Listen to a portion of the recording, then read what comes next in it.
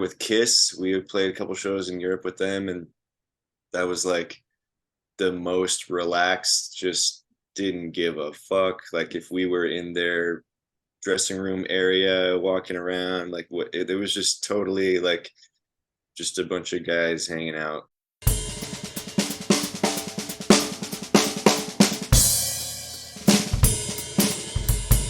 This is the Drummer to the Bone podcast, where we answer questions you might have never asked about drums and drumming, and interviews with the great drummers you didn't know about. I'm Tom Sawada, co-founder of Drummer to the Bone. You can check us out at drummertothebone.com. This is episode 2, how to get endorsements and get featured in Modern Drummer with Corey Coverstone. Corey Coverstone is a Los Angeles-based session drummer, solo artist, and educator, endorsed by DW Drums, Wincent drumsticks, and E-pad practice pads. He has recorded on number 1 and multiple top 5 rock songs with the band Dirty Honey. Toured the world, headlining theaters and playing arenas, opening for Guns N' Roses, The Who, Kiss, The Black Crowes, Alter Bridge, and many more. He's been featured in Modern Drummer magazine as well as Drum Channel and Rolling Stone magazine. So Corey, how do you get featured in Modern Drummer?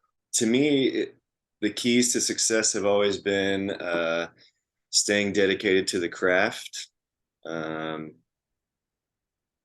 teachers that are good, guiding you, and putting in the energy and the time to practice the stuff that you need to be working on, and just staying focused and trying to become the best drummer and the best musician that you can. And to me, that was always the key to success. So there's that piece of it. There's also this element of full transparency. A lot of times you need a publicist to get in the magazine.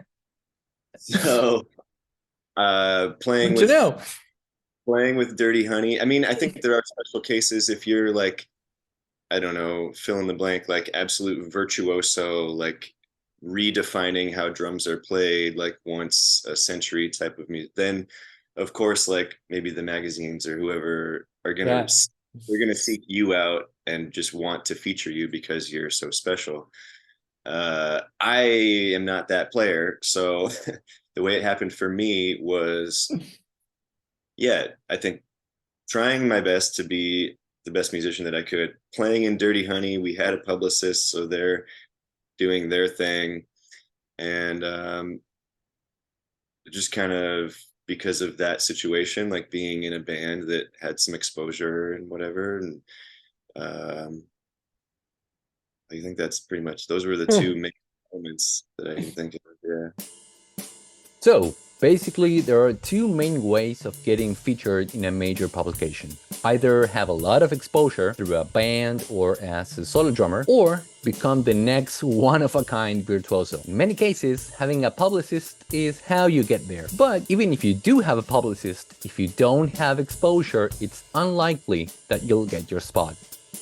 So you've toured with some of the biggest bands in the world. How's that any different from touring with a smaller band? How do the big artists do it? Well, they all do it a little differently in what I've seen.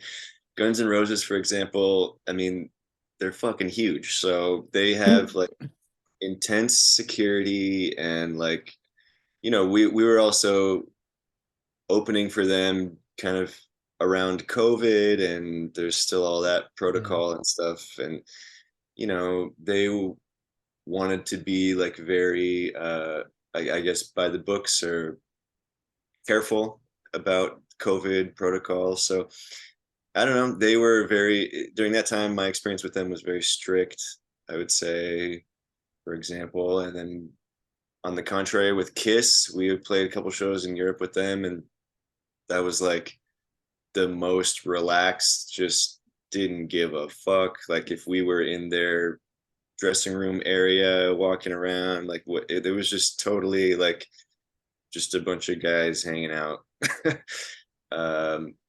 Black Crowes were kind of similar, just very relaxed. I guess like it was interesting to see, and I definitely I'm sure. I love my Siljan t-shirt, but anybody can wear a Siljan tee.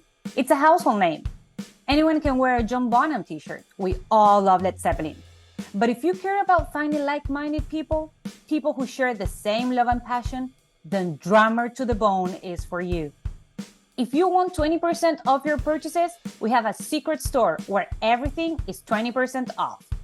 All you have to do is subscribe to our mailing list. You can visit us at drummertothebone.com. So, a question that many drummers have, what are the keys to get an endorsement? In music, they're with everything, endorsements included, that there's many paths and it's not just one way to go about it. I was the same way when I was young and first starting out. I was like telling my teacher, I'm like, how do I get endorsements? Do I just message and like send them a CD, or like, what do I do? And he was like, you got to have a gig. Like you have to, it's a business. Not, I mean, it's like when I was a kid, I always thought like it's all about the skill and the whatever. I didn't know what I thought it was about. I guess I was just naive, but like, yeah, you have to like everything. It's a business. So like companies want their products to be seen by audiences. If you don't have an audience, then like they might not. But then there's the flip side of that. If you're like a virtuoso, like redefining how the instrument's played, then maybe that's your path. Or maybe you're I don't know, a super successful educator and that's your path. Like there are different facets. My experience was I am not a virtuoso. So I didn't have that. I wasn't like a super established educator or something. Didn't particularly have a huge following. So there was no real reason for these companies to like want to hand over their products at a discount or for free or anything. Like, so it took playing with Dirty Honey and being, in a somewhat successful band for a few years. And then like, what was the exact path for me with DW? DW was our tour manager at the time knew Garrison or knew somebody that, or knew the EU rep whose name is not coming to my mind right now. And they just kind of connected and said, hey, I'm playing with this band, Dirty Honey. We just opened for The Who in Michigan and we'd love for you guys to meet. Or maybe it was before that. I don't know. It was just, the business people connecting dots, introducing me. And then Garrison, one of the artist relations people at DW, came to the show that in Grand Rapids, where we opened for The Who. And, we met there, small talk, and kept in touch. And then, I don't know, a few weeks later, just emails. They're like, hey, yeah, so here's our offer. We'll offer you the entry level, whatever, bronze tier DW thing. And then with Wincent Sticks, I met Ludwig, the artist relations guy in Sweden at a festival. He approached me backstage and I actually needed sticks because it was a crazy schedule. Like the bus, I don't even know if we had the bus at that show or what the situation was, but we were flying to do one-off festivals and dates and then linking back up with our gear and renting. It was crazy. So I think at that show, I actually didn't have sticks. So he gave me a pair of Wincent sticks and I was like, oh, what the hell are these? And it was the, what's the guy's name? Mickey D, the drummer for the Scorpions. Yeah, Motorhead and yeah. It was his signature stick. I was like, oh, okay. I play with two Bs usually. So I'm like, you need like fucking, do you have any two Bs? But they felt really good. Like right off the bat, I was pretty impressed. And then, yeah, we just kept in touch. And I think he reached back out to me at the beginning of this year and asked if I'd be interested in trying some samples, and I tried a bunch of their products and found that the 5B, I have one here. They have like a white 5B it's kind of tacky. I like that. And yeah, so that's how that worked out. E-pad practice pads. That was through my first serious teacher, mentor, Nate Morton. He plays drums with always played drums with everybody, but he plays on The Voice, the TV show. He's the host. Yeah, he introduced me to Ed, who owns the company, and just kind of put in a good word for me. So yeah, I guess there's like, you know, different paths. Like, I think ultimately, like, you just have to be doing stuff, you know, for the companies to want to. Yeah, publicly be out there, have exposure, have it's a people big part see. of it. And I don't know, to me, it's kind of like, oh man, like capitalism, damn, like it's kind of a bummer, but it's kind of true. But that doesn't mean you can't have like a great relationship with these companies. Like I am fortunate to have. Instrument companies are, first of all, a business. And endorsees are the main way the companies advertise. They want the biggest platform possible. The bigger the better, because they will have the highest return on investment. So if you want endorsements, work on growing your audience.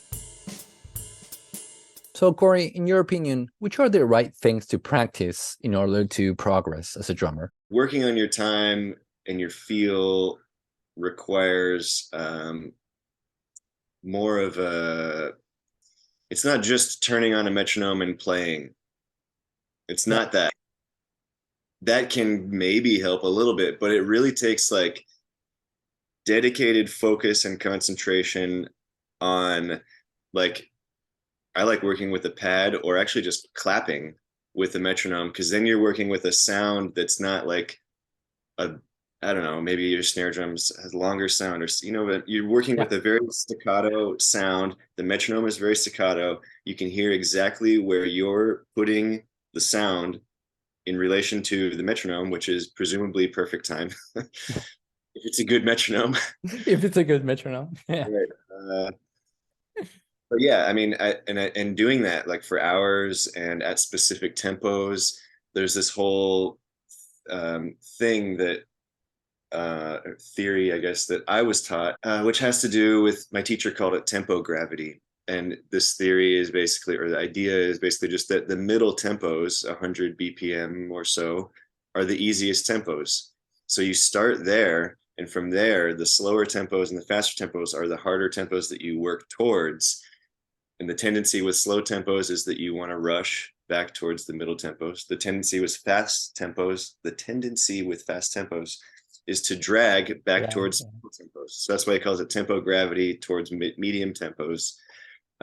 So I think if you go about it also in a systematic way of like starting in the middle, which is comfortable, and branching out, you know, slowly to these more challenging tempos. It's funny to say that because it's the same thing. It's an expression of the evenness of time, and it's the same across the board. Same. Yeah. For whatever reason, yeah, faster and slower tempos.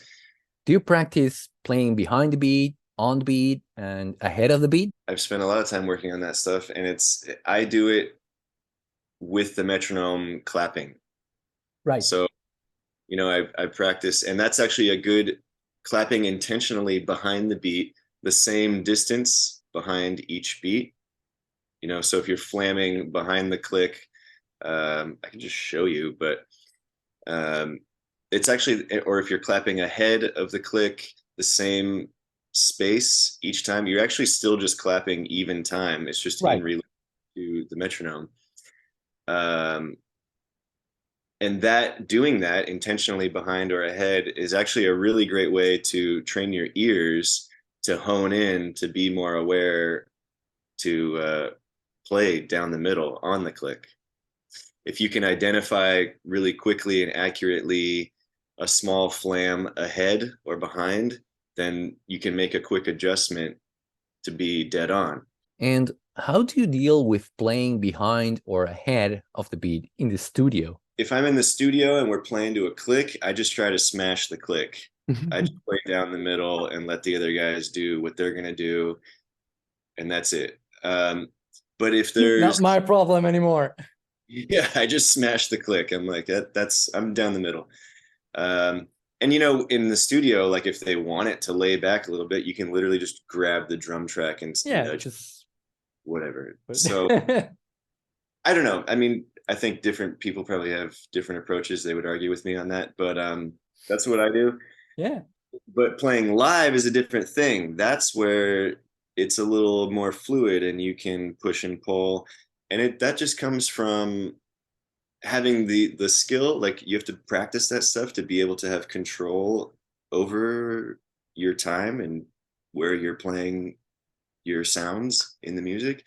But it also comes from knowing like what type of music you're playing. If I'm playing like an up tempo jazz thing that's got some attitude to it and the soloist horn player is like going for it, then yeah, maybe I think Tony Williams and I think Lewis Hayes and I like push the time a little bit because that's the music. That's what that genre is.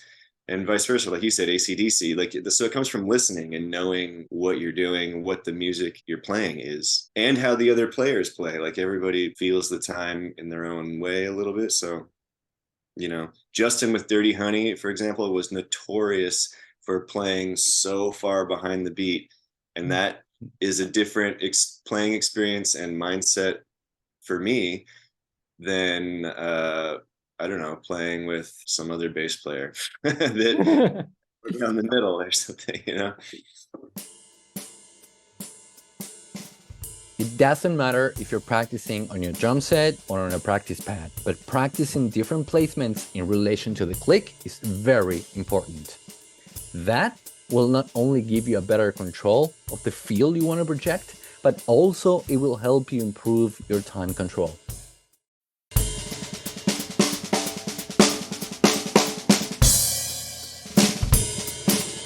All right, this was our time with Corey. If you want to check out the full unedited interview with him, you can check out our YouTube channel.